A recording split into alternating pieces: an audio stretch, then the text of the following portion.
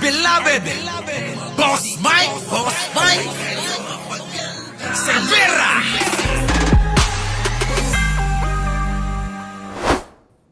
Handa na raw ho. Pakinggan nyo mga kababayan maigi ha. Mukhang nag-iiba na ang tema ng mga ito. Oo, ha? Di ba mga kababayan? Ano, ha? Commander Churba, why? Sa tagal ko nang naging UTW, ngayon lang ako mahal yan. Mahal yan, jacket na yan. Baka akala mo. Eto na, Joe Granada, makinig ha. Lydia Ariola, eto na ha. Senador Padilla handa na raw ho maging Senator Judge sa impeachment trial laban kay Vice President Sara Duterte. Ang senador nanindigang patas ho siya sa gagawing paglilitis. Brigada Ann Cortez, ibrigada mo. Narinig niyo yon? Ang sabi daw ni Robin Padilla, mga kababayan, magiging patas daw siya. Max Dreamer. Patas ha? Diba? Kaya nga lagi ako nagsishades Max Dreamer Wait lang. Susot ko yung salamin ko. Yan. Para mas pogi. Para hindi nyo nakikita yung mga mata ko, ha? Mga kababayan ko, sabi ni Robin Padilla, ayan ha, ulitin mo. Ang senador nanindigang patas ho siya sa gagawing paglilitis. Narinig nyo? Mga kababayan, hindi ho ganyan ang mga litanya niyan. Di ba? Kayo, mga kababayan. Di ba sabi niya, kahit sunugin siya, Duterte pa rin ang amoy niya?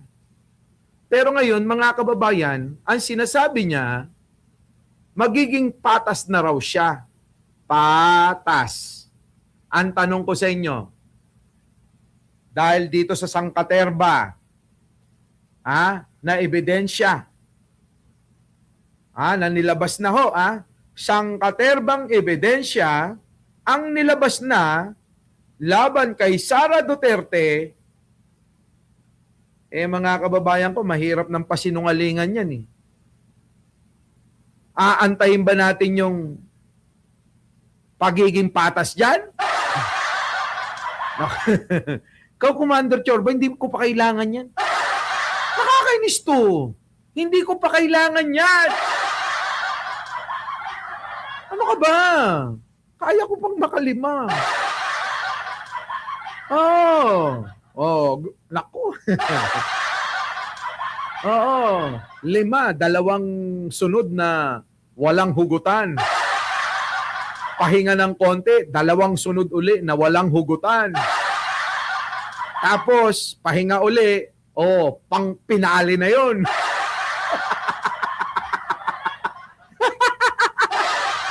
Ay. Ngayon, mga kababayan ko, sabi niya, maging papatas. Paano yun? Kayo, mga kababayan, tanungin ko kayo, ha? Hoy, Commander Churba, thank you.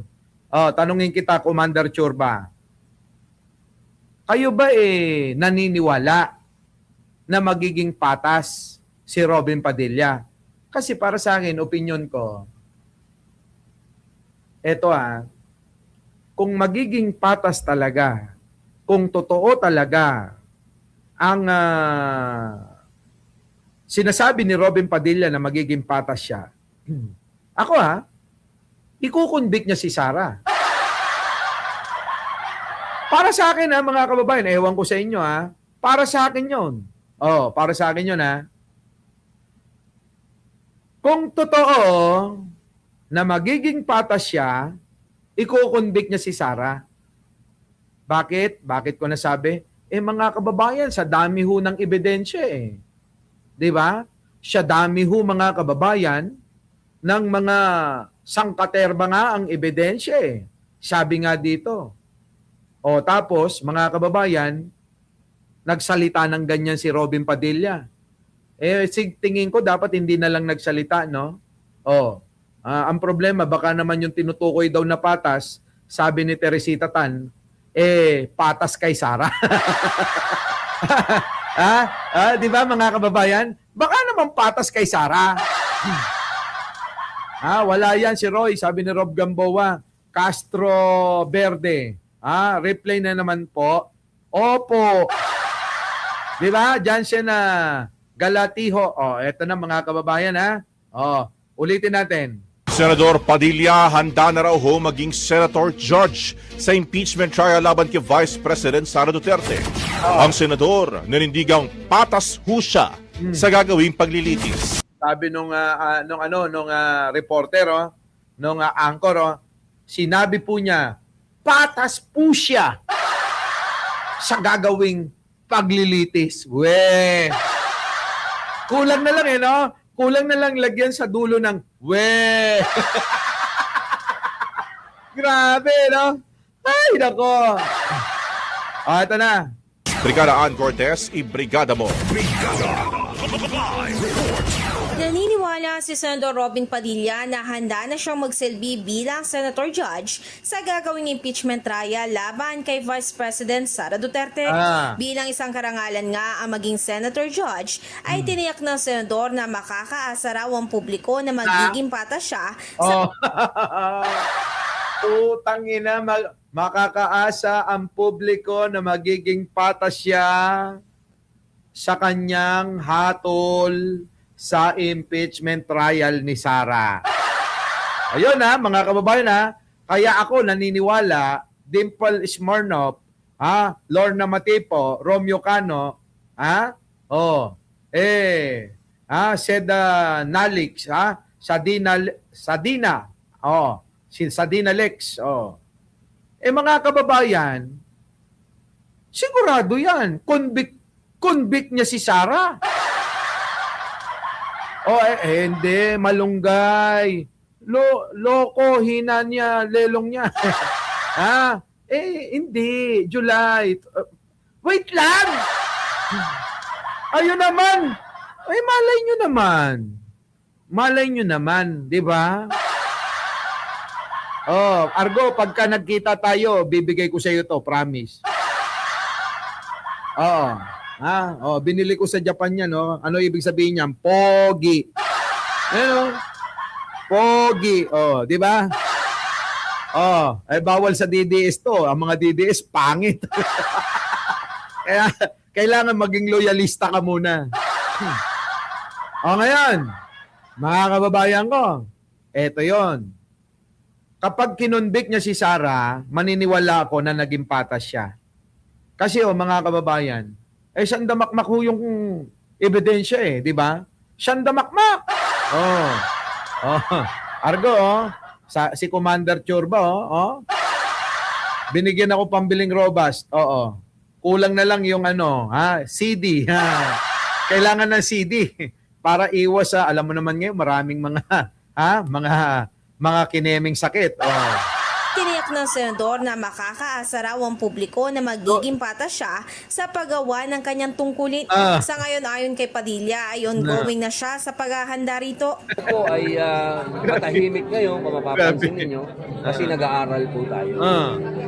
Pinag-aaralan po natin ang rules of court, kasi pareho naman yan Hindi naman po ilalabas sa rules of court. Nawala na yung mga yabang-yabang, Di ba? Baka takas, hindi patas. Yon. Ay, nako, hindi daw totoo yan. Yabang lang. Nawala nga yung yabang. Hindi dati-dati. Puta, gumaganong-ganong pa si Robin Padilla. Kala mo, pelikula, Di ba, Jenny Manuel, ngayon, siya na palawen niya, Wala na, mga kababayan. Mukhang tumiklop na. Sa tingin ko, mga kababayan, mukhang iko-convict nila si Sara, Mukhang nai-impluwensya ni Bongo itong si Robin Padilla. Nawala ang angas di ba? Sige, tuloy. Sa kabilang banda, nang matanong naman siya kung sino ang nais niyang mag-preside rito, ay sinabi niya na si Senate President Win Gatchalian daw ang kanyang inaasahan na manguna rito. Siguro regardless, kahit sino. Ako, mga kababayan, kahit sino maging presiding judge dyan, Lea Corpus, JC Peñarobia, kahit sino, wala akong pakialam dyan, Shai Lamatra, di ba? Wala na yun, hindi na mahalaga yun, Robin Padilla, di ba? Dapat natin tanungin kung papayag ba si Win, si SP Win. Kasi sa konstitusyon, ang nakalagay doon, ang dapat mag-preside, ang Senate President. siguro napakalaking parang issue yan para kay Win, para siya. Hindi, kayo lang nagpapalaki niyan eh. Sa atin naman kahit sino eh. Alam nyo mga kababayan, siguro, ewan ko kung parehas tayo, Ai Chang, ano? Arnold Lopez, ano? Joe Granada, no? Gemma Garais, Bengbang. Ano, Benbang? Siguro pare-pares tayo ng opinion. Ano po? Ang mahalaga lang naman na sa atin, marinig natin yung, ang kampo ng prosecution, yung pong ebidensya labang kay Sara, marinig natin, makita natin, mapanood natin. At marinig din natin, mapanood din natin yung pong kanilang depensa. Taong bayan naman kasi ang huhusga eh. Kayo dyan? Wala. Oo. Wala naman kami kami? Wala. May aasahan ba kayo sa mga yan? Kasi tayo mga kababayan, huhusga dito. Kung sino ang mga nagsasabi ng totoo.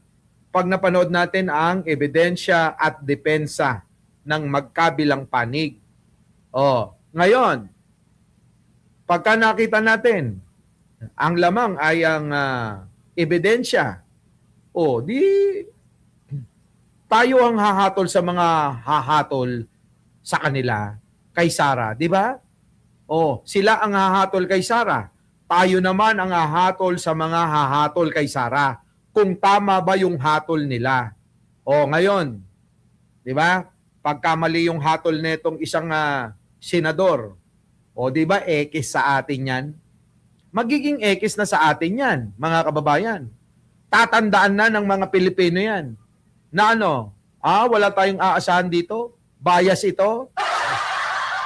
Wala, hindi ito, mga kababayan, hindi po pwede ito. Mahina ulo ni Robin Padilla. Di ba? Di ba, Angie Plano? Opo, replay Angie Plano, ha? Grabe, no, mga kababayan? Ganon. Di ba, Swani? Aquarius Bueno. Wala, mga kababayan. Bungol yan si Robby, sabi ni Elizabeth Andalo. Joseph Bangog. Evangeline Camilosa. Yung mga DDS dyan, nag-away-away sa Hong Kong. Hindi nyo inawat. Nagpengepenget da. Kinugtaran na Jamaysa. Sinimpangol na Jamaysa. Impungot-pungot na Jamaysa. Dinanog na Jeropa na Jamaysa.